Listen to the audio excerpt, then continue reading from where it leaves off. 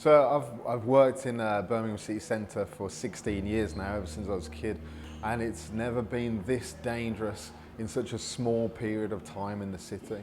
Now is the most dangerous period of time that I've ever known in Birmingham. We started Yorks in 2012 and it was a very different city then. For us, we was on the cusp of things. Things felt safe. You could go anywhere you wanted in town and not feel worried. There was no huge homeless problem. There was no huge drug problem. There was no huge upsurge in violent crime. There were no huge break-ins that you heard of every single day. So Birmingham, the Birmingham that I remember and grew up in, that my nan helped me see, was the Birmingham that was part of the old rag market. I grew up like the little gypsy boy on the rag market. My nan would take me around and take me to the stall owners. So in the past month alone, we've seen quite a few instances of vandalism, break-ins, sexually aggressive behaviour. It's been really ridiculous. A lot of people on Twitter or Instagram or reading the mail would have known about the break-in that we had recently. That was the third in a line of break-ins that we'd had. The first one, they broke in, they stole our iPad, our take-ins. The second one, they smashed a window and stole all of our take-ins, and I think a laptop as well. And the third one, they took around £4,000 and broke 2 doors. Multiple things they stole at that time as well. We've had vandalism. We've got a broken plant pot outside right this second, where someone had pulled the plant pot onto the floor, smashed it all over the floor that we had to clean up in the morning. We found drug paraphernalia and drugs there. We've had sexually aggressive behaviour towards a female member of staff, where they just walked in straight after the female member of staff, and if there wasn't a chef on the premises who heard her scream, I don't know what would have happened. It doesn't bear thinking about.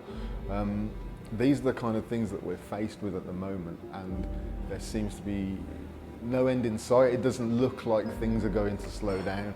I couldn't tell you that I felt as though that was an end to it. Those were the instances that were, okay, that was a bad period of time, that was a bad period of luck for us. That just seems to be what the city's like.